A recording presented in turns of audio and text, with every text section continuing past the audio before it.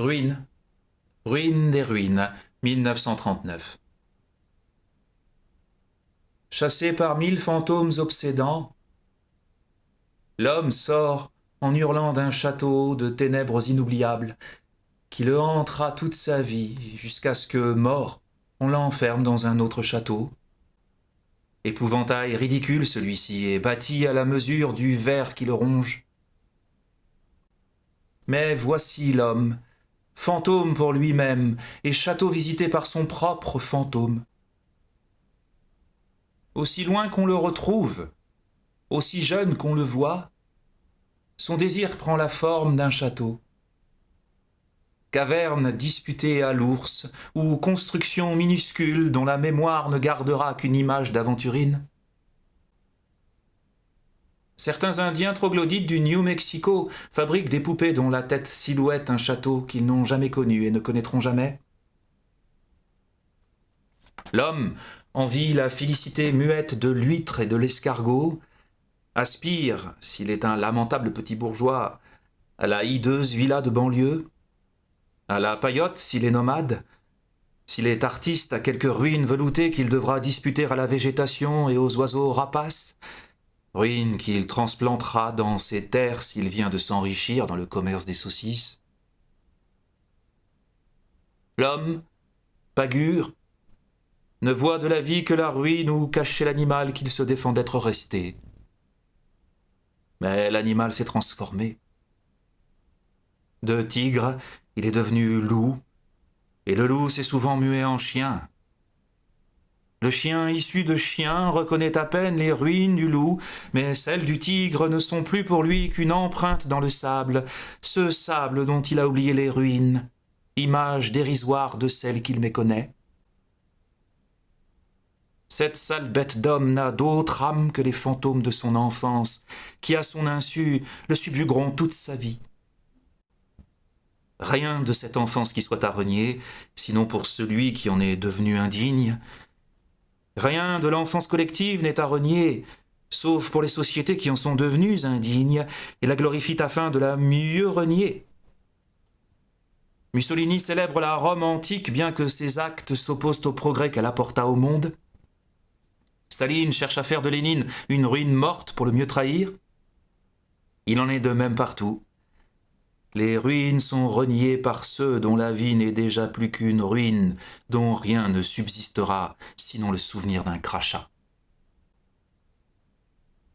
La ruine est douée d'un éclat sulfureux que précédée immédiatement d'une vie réelle dont elle est le prolongement légendaire, jusqu'à ce que cette survie disparaisse à son tour, faute d'un écho dans la sensibilité humaine. La littérature classique idéalisa une société antique qui avait depuis longtemps disparu. Les romantiques français comme les pré-romantiques anglais n'attendirent pas autant. À peine le régime féodal fut-il abattu que les poètes s'émurent au spectacle d'un passé à jamais révolu. Le coup tranché du roi, en même temps qu'il symbolisait l'exécution capitale d'une société, laissait couler à flot une encre fluorescente que les poètes recueillirent précieusement. Les ruines de l'Antiquité, sarcophage sans momie d'une société sans contact émotif avec la nôtre, car sa poussière a été dispersée aux quatre coins du monde, n'offrent que des sigies à la méditation des nécrophiles. Trop jeunes pour recéler un mystère humain, trop vieilles pour participer à la vie de la nature, elles ne sont plus guère que des pièces anatomiques conservées dans l'alcool dénaturé des musées, des squelettes reconstitués à partir du nombril, ou la mine de charbon qui témoigne de l'existence antérieure d'une forêt. Une ruine chasse l'autre, celle qui l'a précédée et la tue. Des forteresses écroulées des seigneurs féodaux coule une lave épaisse qui étouffe à jamais les arènes et les autres cirques romains.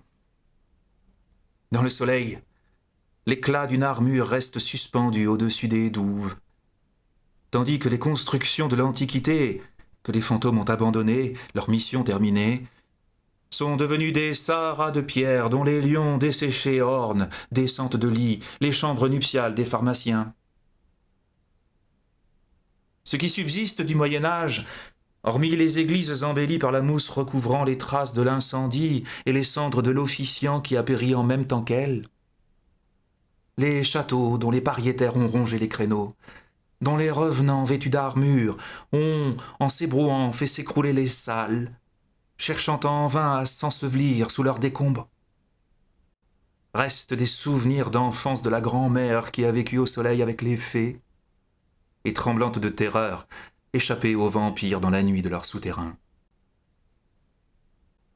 Le Versailles révoltant, incapable de produire une ruine parce que vide des fantômes qu'il ne saurait susciter, s'oppose à la ruine du Moyen-Âge comme la cascade à la centrale électrique.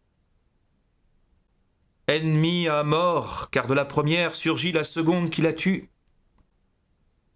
Versailles n'est que le produit décadent de la société féodale dégénérée, déjà rongée par la société à venir, tandis que la ruine médiévale en reste l'aurore printanière.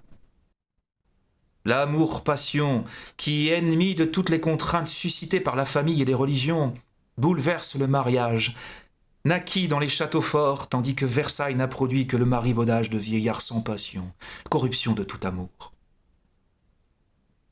Mais cette époque a vécu. Des vieillards ne reste que le souvenir de leur sénilité, et des enfants, celui de leur innocence et de leur jeu. Le Versailles de la décrépitude féodale s'aplatit, rentre dans la terre d'où il n'aurait jamais dû sortir, pour dégager l'horizon ponctué de donjons d'où l'amour s'évadait par tous les machicoulis. Le monde qui allait alors naître et a jeté Versailles à la fosse commune va bientôt disparaître à son tour. Quelle ruine laissera-t-il à l'exaltation des poètes d'une autre ère? Ni les églises, qui n'ont survécu au passé que comme complément des prisons, ni les banques, sans lesquelles les deux premières n'auraient pas subsisté. Mais peut-être retrouvera-t-on un jour, alors que son souvenir sera effacé dans la mémoire des hommes, le gigantesque fossile d'un animal unique, la tour Eiffel. Peut-être quelque grande gare depuis longtemps désertée verra-t-elle ses rails recouverts de boutons d'or, et les lièvres, négligeant les terriers, y chercher un refuge dans un guichet abandonné. Peut-être aussi la grange batelière reprenant ses droits, traversera-t-elle l'opéra des coulisses à l'entrée, bordé de cressons et d'iris et hachuré de martins pêcheurs.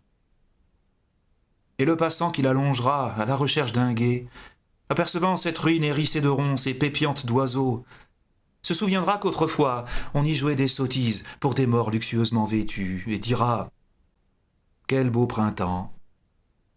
L'opéra est fleuri comme il ne l'a jamais été. »